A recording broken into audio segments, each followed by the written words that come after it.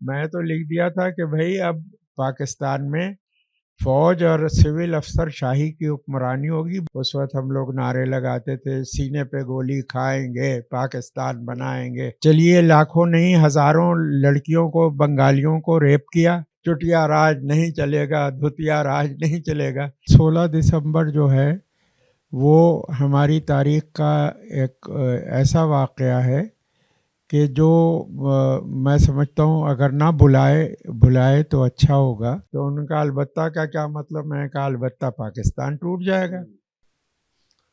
السلام علیکم ناظرین، آپ مشرق ڈیجیٹل دیکھ رہے ہیں. میں محمد شعیب وینس ہوں. آج 16 دسمبر ہے اور 16 دسمبر پاکستان میں بلیک ڈے کے طور پر منایا جا رہا ہے. دو بڑے سانحات ہوئے 16 دسمبر کو. ایک 16 دسمبر 1971 کو جب مشرقی پاکستان ہم سے علیحدہ ہو کر بنگلہ دیش بن گیا، اور دوسرا 16 دسمبر 2014 کا اے پی ایس اسکول پشاور کا واقعہ، جس میں 150 بچوں کو دردناک طریقے سے جو ہے وہ قتل کیا گیا. ایک بڑی دہشت گردی کا واقعہ تھا. اسی پر بات کرنے کے لیے آج ہمارے ساتھ موجود ہیں حسین نقی صاحب، جو کہ نہ صرف سینئر صحافی ہیں بلکہ انہوں نے پاکستان کو بنتے بھی دیکھا، اور جب پاکستان ٹوٹا 1971 میں تو وہ بھی انہوں نے دیکھا. تو اس کی داستان آج نقی صاحب سے سنیں گے.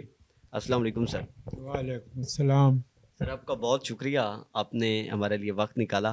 سر یہ بتائیے 1971 کا جو سانحہ ہے سقوط ڈھاکہ کا، ہم دیکھتے ہیں کہ پہلے 9 سال سول گورنمنٹس رہیں، پھر مارشل لا آیا جنرل ایوب خان کا.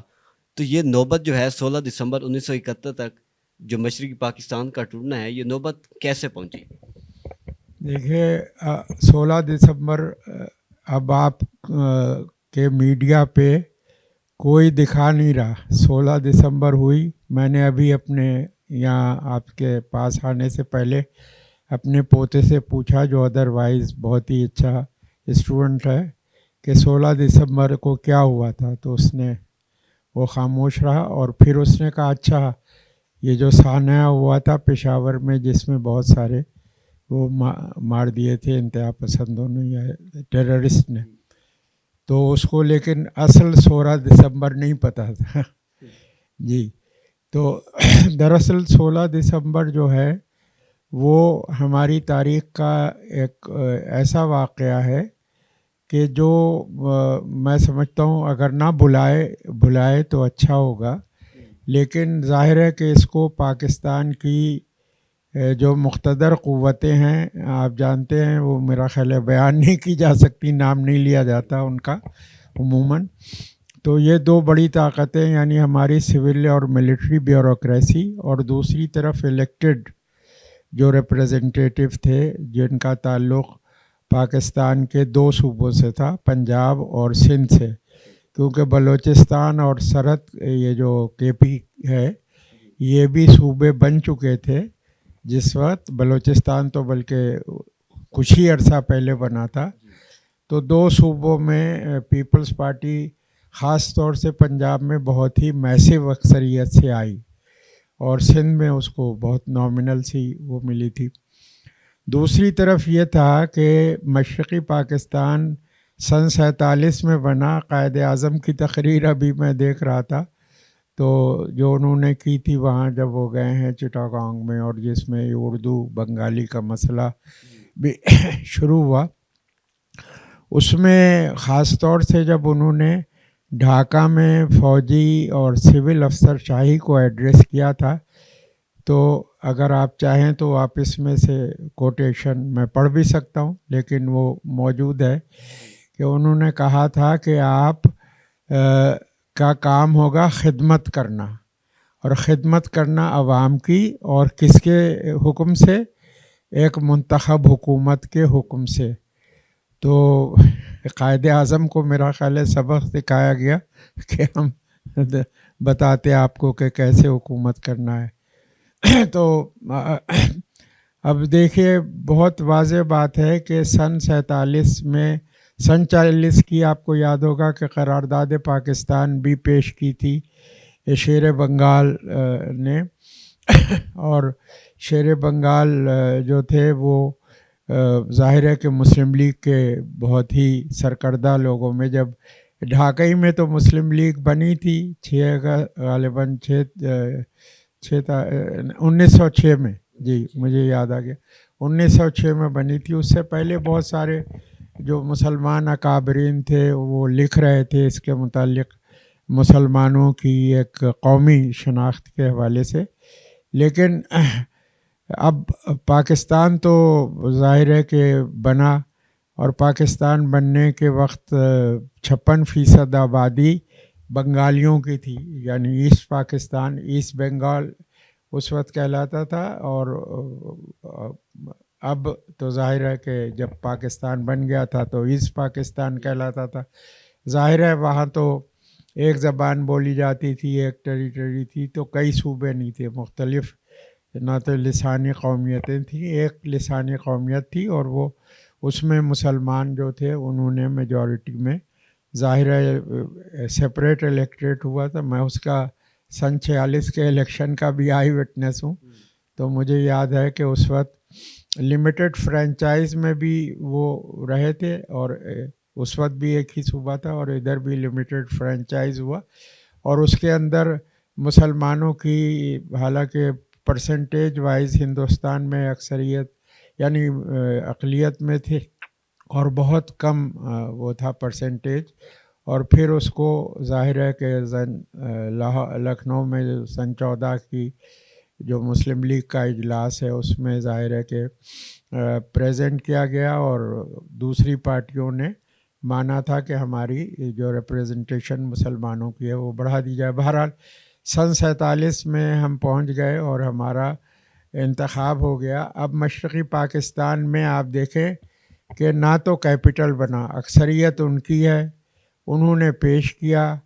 हमारे यहाँ से पंजाब ने तो मतलब बाद में इस रेजोल्यूशन को पास किया, वरना पहले बरकत अली साहब थे जिनके नाम से एक हाल भी है कनारकली के बाहर, तो बरकत अली मोहम्मद जैन हाल, तो एक सन 35 के इलेक्शन में तो वो इस तरीके से हुआ था।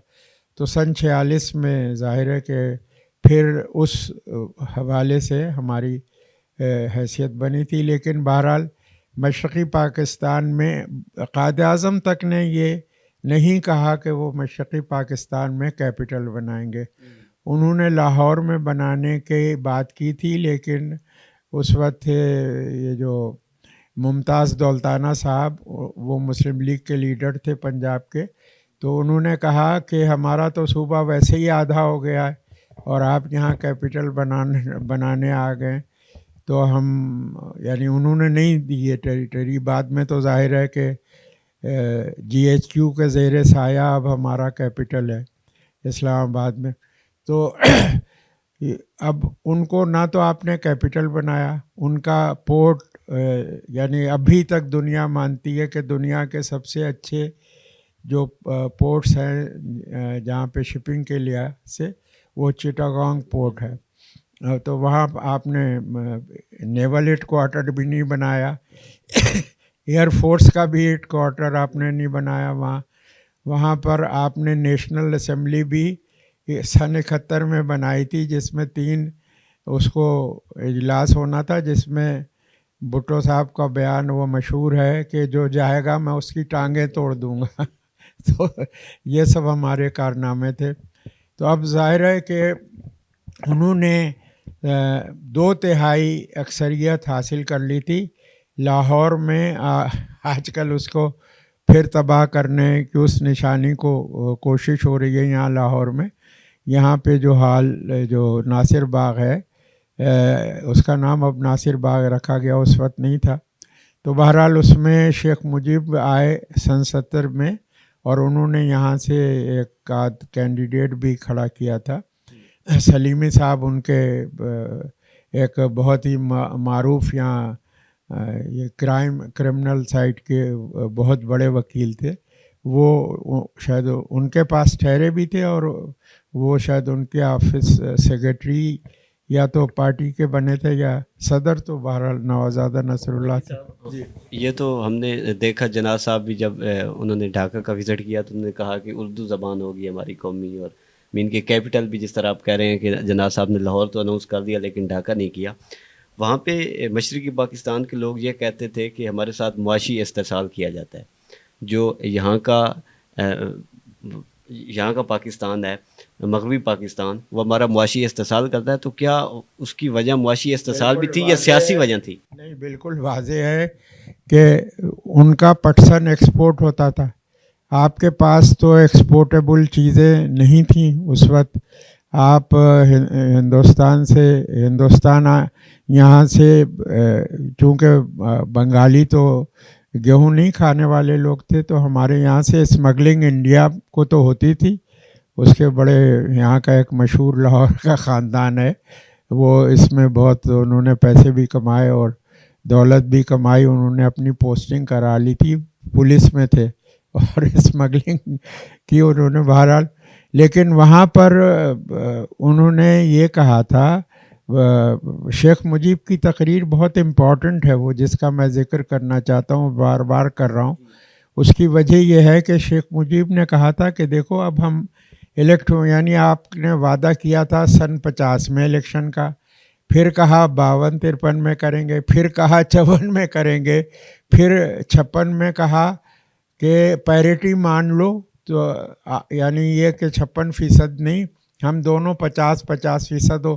یہ بھی سہروردی نے مان لی. مجھے ابھی تک یاد ہے، میں ان کی بیگم کے بیٹی کے گھر کے اوپر تھا، جب انہوں نے کہا اچھا بھائی چلو پیریٹی مان لو، اب الیکشن ہو. تو سن 1958 یعنی سن 1958 میں انتخابات ہونے تھے پہلی بار پاکستان میں. آزاد ہندوستان پہلے ہو گیا تھا، تو یہ پہلے تو نہیں ہو گیا تھا، اسی دن ہوا تھا جس دن ہم آزاد ہوئے تھے، لیکن ان کا الیکشن 51 میں ہو چکا تھا. ہمارا وعدہ کیا گیا کہ 58 میں اب ضرور ہوگا الیکشن. تو اس میں ایوب خان صاحب نے بہت اچھا الیکشن کرایا اور خود اپنے آپ کو پاکستان کا صدر بنا دیا. اور جب سے ہماری تباہی کے میں سمجھتا ہوں کہ آغاز ہو گیا، جس کو ترقی کا بڑا وہ سمجھا جاتا ہے. تو ہماری ترقی، یہ مشرقی پاکستان جو کہتا تھا وہ بالکل سچ کہتا تھا، کیونکہ فورن ایکسچینج وہاں کا ارن ہوتا تھا. اور انڈسٹری کہاں لگ رہی تھی؟ کراچی میں.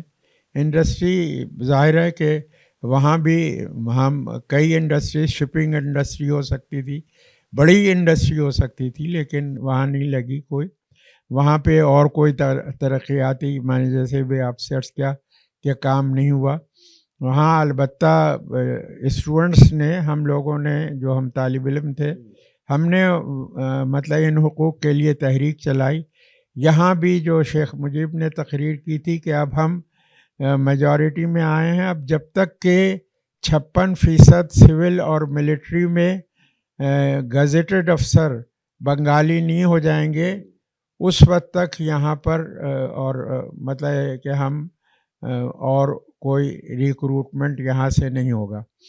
تو ظاہر ہے بھٹو صاحب اس زمانے میں یہاں فلیٹیز میں رہتے تھے، اور جب تک وہ چیف مارشل ایڈمنسٹریٹر نہیں بنے، جب انہوں نے مجھے سزا بھی دلوائی اور میں قلعے میں بھی رہا بہرحال، تو اس وقت میں بھٹو صاحب کے پاس گیا اور میں نے کہا کہ آپ کا کام تو شیخ مجیب کر گئے.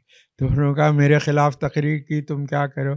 میری بڑی ان سے، یعنی میں بہت رپورٹ کرتا تھا، تو اس وقت تک بہت I had access to his bedroom facilities میں. تو میں نے وہاں جا کے کہا، تو انہوں نے کہا، میں نے کہا کہ یہ ہے اب یہ جو اگر گزیٹڈ افسر اب ہوں گے جو ابھی 2% بھی نہیں ہیں مشرقی پاکستان سے فوج میں اور سول سروس میں، جنرل تو صرف ایک عثمانی صاحب تھے، باقی تو کوئی ہوئے نہیں. تو میں کہا کہ اب آپ کا راستہ کھل گیا ہے. اس کی وجہ یہ ہے کہ بیوروکریٹس اور فوجی افسر شاہی جو ہے یہ دونوں آپ کو سپورٹ کرے گی. البتہ تو ان کا البتہ کا کیا مطلب؟ میں نے کہا البتہ پاکستان ٹوٹ جائے گا، کیونکہ جب آپ اقتدار، اب اتنی 4 مرتبہ کے الیکشن پوسٹ پون ہوئے پھر بھی الیکشن نہیں ہوا، اور اتنے عرصے پھر ماشاء اللہ رہا یہ وہ رہے. اور اس وقت تو یحییٰ خان تھے، آپ کو پتہ ہوگا سر. تو میں نے کہا اب یحییٰ خان صاحب کی بھی حکومت جاری ہے اور وہ بھی وہی کچھ کر رہے ہیں جس کی یعنی ظاہر ہے کہ وہ اسٹیبلشمنٹ نے کیا تھا. تو میری نظر میں تو یہ ہے کہ ہم نے جیسے ہماری جو اشرافیہ ہے یا ہماری جو مقتدر قوتیں ہیں وہ ان لوگوں کو کچھ نہیں دینا چاہتی جنہوں نے پاکستان بنایا. یعنی ظاہر ہے عام لوگوں نے ووٹ تو وہی دیتے تھے نا، وہ جن کے پاس کوئی میٹرک کا تعلیم تھی. عورتوں میں مجھے یاد ہے ہمارے گھر کی بھی عورتیں گئی تھیں، اس وقت ہم لوگ نعرے لگاتے تھے سینے پہ گولی کھائیں گے پاکستان بنائیں گے. چٹیا راج نہیں چلے گا، دھتیا راج نہیں چلے گا. لکھنؤ میں اب یہ تو اعزاز احمد نے کتاب میں بہرحال یہ لکھا، جو ان کی ابھی کتاب آئی ہے، جو ہمارے فارن افیئرس میں سیکرٹری وغیرہ رہے، کہ پاکستان کی تحریک تو دراصل انڈین مائنورٹی مسلم پروونسز میں چلی تھی. اور یہ حقیقت ہے کیونکہ یہاں تو ظاہر ہے کہ بہت ہی آپریسو یونینسٹ حکومت تھی یا تو اس وقت. ذکی صاحب آپ جس طرح بات کر رہے ہیں، ابھی بھی ہم دیکھیں تو ابھی بھی ہمارے جو جرنیل ہیں وہ تو پنجابی ہی ہیں اکثریت میں باقی صوبوں کی نسبت. لیکن اس وقت کے جو 3 کردار ہیں جس میں جنرل یحییٰ، شیخ مجیب الرحمان اور ذوالفقار علی بھٹو، تو سب کی ان تینوں کا رول بھی تھا اس ثانیہ میں. تو سب سے بڑی ذمہ داری کس کی تھی، جنرل یحییٰ کی تھی یا ان پولیٹیکل لیڈرز کی تھی؟ شیخ مجیب کی تو کوئی ذمہ داری نہیں تھی. شیخ مجیب تو اپنا حق مانگ رہے تھے اور بالکل ہی جائز حق تھا ان کا. میں تو مشرقی پاکستان اس کے بعد بھی گیا ہوں جب شیخ مجیب اور بھٹو کی ٹاکس ہوئی ہیں. تو میں ایک اخبار نکلا تھا انگریزی کا، اس کے لیے شمیم احمد نے تو مجھے رات میں فون کیا 12 بجے کہ صبح تمہارے لیے ٹکٹ اویلیبل ہے، ایئرپورٹ پہ جاؤ. اس وقت 500 روپے پہ ہم آ جا سکتے تھے ڈھاکہ. تو ہم گئے تھے، میں نے اس کو کور بھی کیا تھا. اور بھٹو صاحب یہ کہتے تھے میں نے 5 پوائنٹ مان لیے، 5.5 پوائنٹ مان لیے، 6.25 پوائنٹ مان لیے. تو میں نے کہا دراصل شیخ مجیب کو آپ لنچ کرانا چاہتے ہیں کہ ہم ابھی اسمبلی کا بھی اجلاس نہیں ہوا ہے لیکن ابھی سے ہم نے شیخ مجیب کو 6 پوائنٹ سے ہٹا لیا. تو یہ کارنامہ نہیں ہوا. شیخ مجیب کی تو کوئی ذمہ داری نہیں ہے.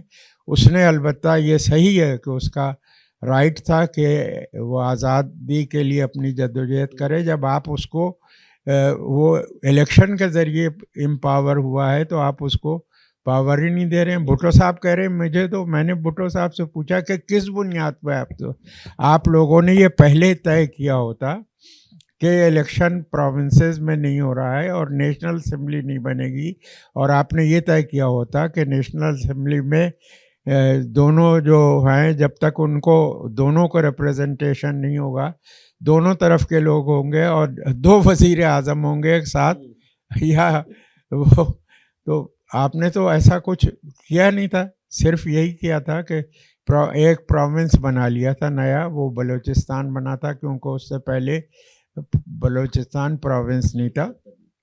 جی اچھا سر، ہم دیکھتے ہیں آپ نے شیخ مجیب کہہ رہے ہیں کہ اس کی کوئی ذمہ داری نہیں تھی، لیکن ان کے جو 6 پوائنٹس ہیں، ایک تو ہمیں یہ بتائیے کہ کیا وہ ایکسیپٹیبل تھے پاکستان کو یونٹ رکھنے کے لیے، اور دوسرا یہ کہ انہوں نے جو مکتی بانی بنائی اور انڈیا کی جو سپورٹ تھی اس کا کتنا ہاتھ تھا؟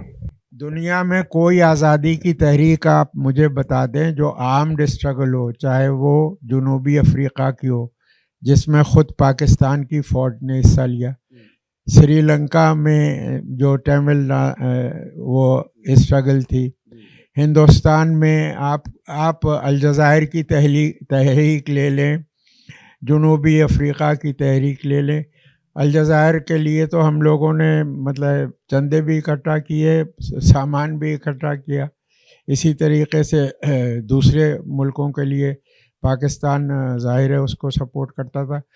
کوئی آزادی کی تحریک ایسی نہیں ہے جو آرمڈ اسٹرگل ہو اور اس میں کسی باہر کے لوگوں نے حصہ نہ لیا ہو. میں نے آپ کو 2 پاکستانی کی مثالیں دے دی کہ جنوبی افریقہ کی تحریک میں بھی ہم نے حصہ لیا اور وہاں بھی لیا، اور البتہ یہ ہے کہ جارڈن میں ہم نے فلسطینیوں کو مارا، جارڈن کے بادشاہ کو تحفظ دینے کے لیے. لیکن ادروائز تو ظاہر ہے کہ ہماری جو تحریکیں تھیں اس میں اب اس کو باہر کی امداد کہاں سے مل سکتی تھی. ظاہر ہے انڈیا سے بھی ملی, سوویت یونین سے بھی اس کو مطلب ویسے تو سپورٹ ملی, ایک طریقے سے ڈپلومیٹک سپورٹ ملی. چائنا نے سمجھانے کی کوشش کی بہت, مجھے ابھی تک یاد ہے چو ان لائی نے کہا کہ بھائی جب یہ گئے ہیں, بھٹو صاحب بھی گئے تھے, تو چو ان لائی نے کہا تھا کہ آپ کے یہاں ایک قومی مسئلہ ہے, اور یہ جو بنگال کا مسئلہ تھا انہوں نے کہا تھا یہ قومی مسئلہ ہے. تو قومی مسئلے تو ظاہر ہے کہ مصالحت سے حل کیے جاتے ہیں. اب آپ چاہتے تھے کہ آپ نے ان کا حق مارا ہوا ہے اور وہ آپ کے فرما بردار ہیں, تو یہ تو ہو نہیں سکتا تھا. اچھا سر, جغرافیائی لحاظ سے اگر ہم دیکھیں جیوگرافیکلی, تو کچھ لوگ کہتے ہیں کہ بنگال نے ہم سے علیحدہ ہونا تھا 25 سال بعد ہو یا 30 سال بعد ہو, تو کیا جو یہ سانحہ ہے اس کو روکا جا سکتا تھا سیاسی طور پر؟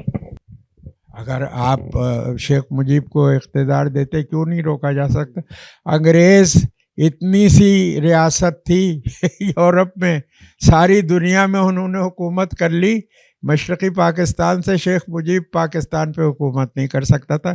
احمقانہ باتیں پاکستان میں, اور اپنی بیوقوفیوں کو اور اپنی ذاتی کو, اور اپنا آپ کو یہ ضرورت تھی, آپ نے چلیے لاکھوں نہیں ہزاروں لڑکیوں کو, بنگالیوں کو ریپ کیا, آپ نے قتل عام کیا وہاں, اور اس کے جواب میں ظاہر ہے کہ انہوں نے بھی کیا, لیکن ابتدا تو آپ نے کی, آپ نے ان کا اقتدار چھینا.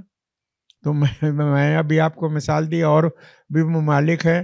اسپین نے کتنے ملکوں کے اوپر حکومت کی, سارے افریقہ کے مسلمان ملکوں کے اوپر حکومت تھی, اور امریکہ کے 2 کانٹیننٹس میں انگریز پہنچ گئے حکومت کرنے.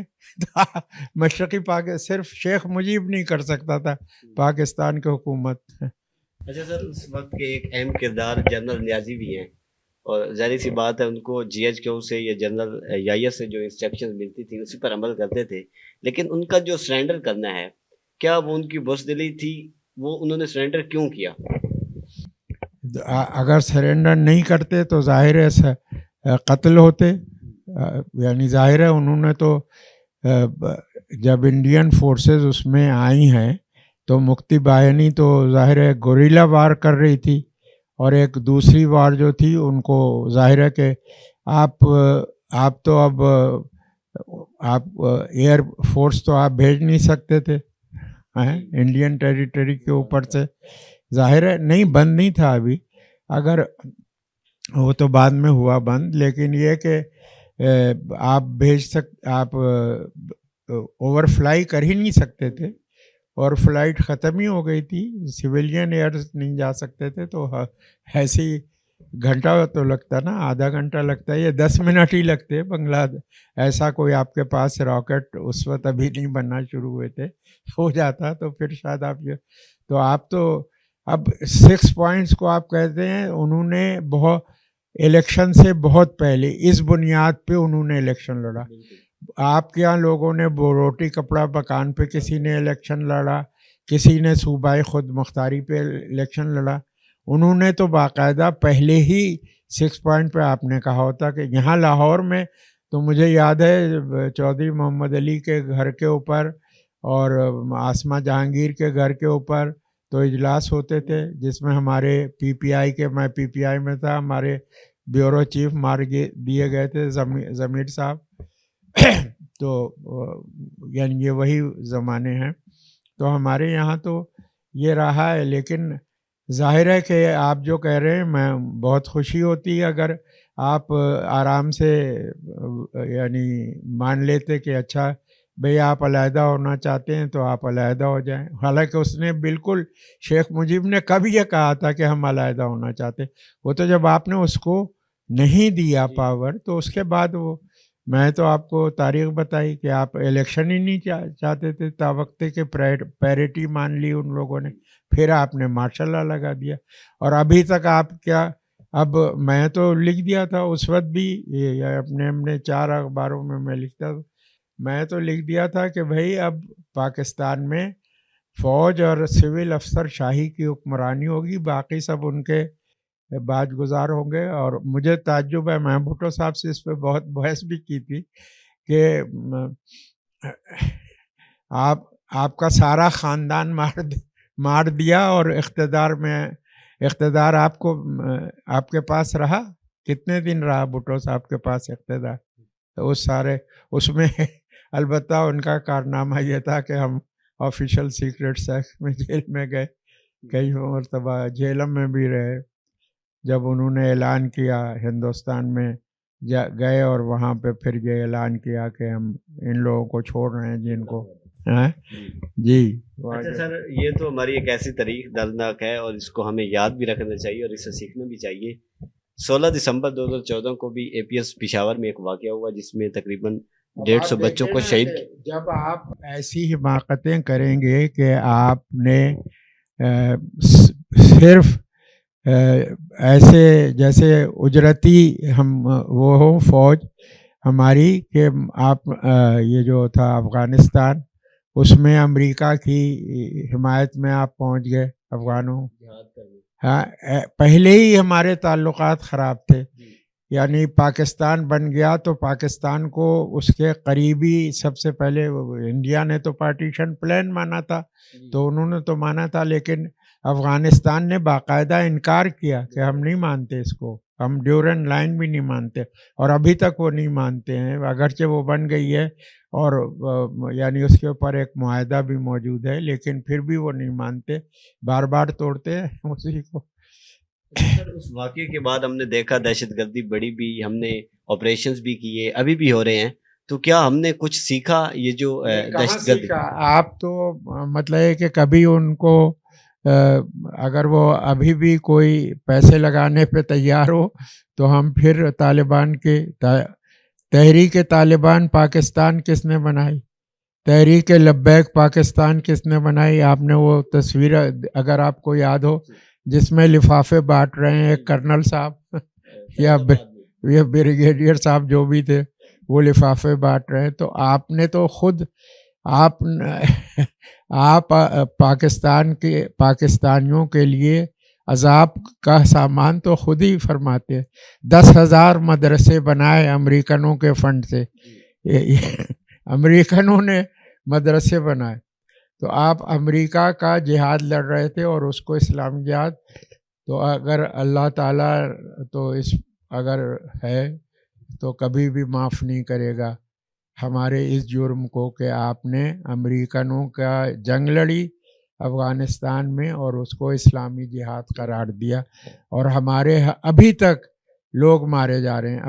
ابھی آپ دیکھیے نا کہ پاکستان میں سب سے زیادہ مشرقی پاکستان اگر شامل کر لے تو اب تک اتنے مسلمان کہیں نہیں مارے گئے, نہ جنگ عظیم میں اتنے لوگ مارے گئے جتنے ہم نے مسلمان مار دیے. تو ہمیں اس پہ غور کرنا چاہیے اور اپنے جو غلطیاں ہیں ان کو تسلیم کریں. اگر آپ اپنی غلطی نہیں تسلیم کریں گے تو ابھی پاکستان آپ دیکھیے کہ بنگلہ دیش کی آبادی 17 کروڑ, ہماری آبادی 25 کروڑ. ان کے یہاں آپ ڈیولپمنٹ کا وہ دیکھیں, ان کے پاس ایسیٹس 700 سے زیادہ بلین ڈالرز ان کے پاس ایسیٹس ہیں.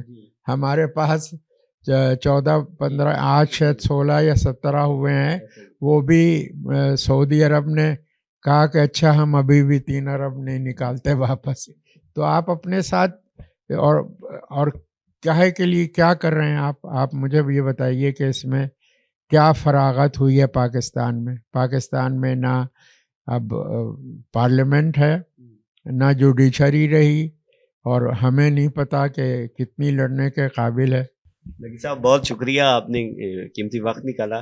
جی تو ناظرین, جیسا کہ نقی صاحب بتا رہے تھے کہ 16 دسمبر کے جو سانحہ ہے اس غلطی کو ہمیں نہ صرف ماننا چاہیے بلکہ اس غلطی سے سیکھنا بھی چاہیے, اور اس جو تاریخ ہے اس کو ہمیں یاد رکھنا چاہیے اور اس تاریخ سے ضرور سیکھنا چاہیے. اب تک کے لیے اتنا ہی. وہ ہمارے بچے مار رہے ہیں, صرف وہی نہیں ہے 16 دسمبر کا واقعہ, ابھی تک یہ انتہا پسند جو ایکسٹریمسٹ آپ نے یہ بنائے ہیں طالبان, یہ ابھی تک ہمارے بچوں کو مار رہے ہیں. کوئی دن ایسا خالی نہیں جاتا جس دن کوئی نہ کوئی بچہ قتل نہ ہوتا ہو. اور کسی نہ کسی مدرسے میں کوئی ایسا واقعہ نہ ہوتا ہو. افسوس کی بات ہے. بہت شکریہ سر. جی ناظرین، دیکھتے رہیے مشرق ڈیجیٹل. اللہ حافظ.